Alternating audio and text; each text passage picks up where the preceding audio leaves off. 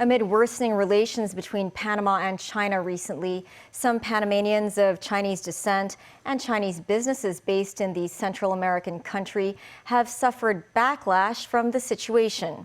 While some local businesses are considering divesting their interests, others believe it would be difficult to decouple from China. Timothy Lee tells us why.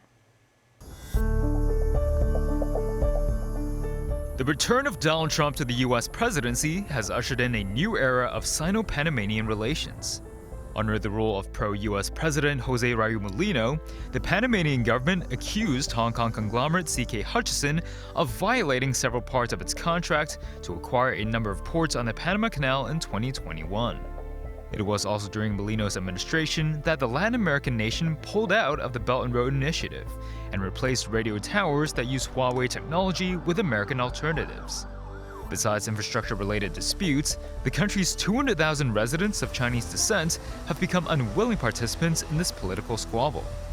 Alex Ye, who has been living in Panama for some 20 years, said many Chinese companies based in the country are worried about investing under such unstable political conditions, adding that many are considering divesting their interests.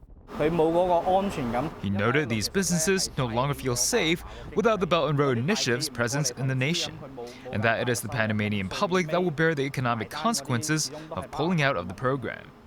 Xie further criticized Panamanian authorities for sacrificing the well-being of the public in a bid to forge closer ties with Washington, and that the government's move has disappointed many average Panamanians. Meanwhile, Leon Zhang, who has been running a trade business in Panama for the past 32 years, said it is difficult to measure the effects of the political dispute on the business sector.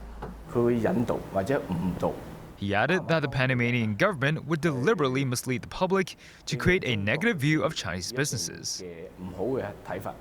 This, as the Latin American nation had suffered from a wave of anti-Chinese sentiment during the last century, with large numbers of Chinese-owned shops forcibly confiscated and many ethnic Chinese Panamanians having to change their surnames to avoid attacks.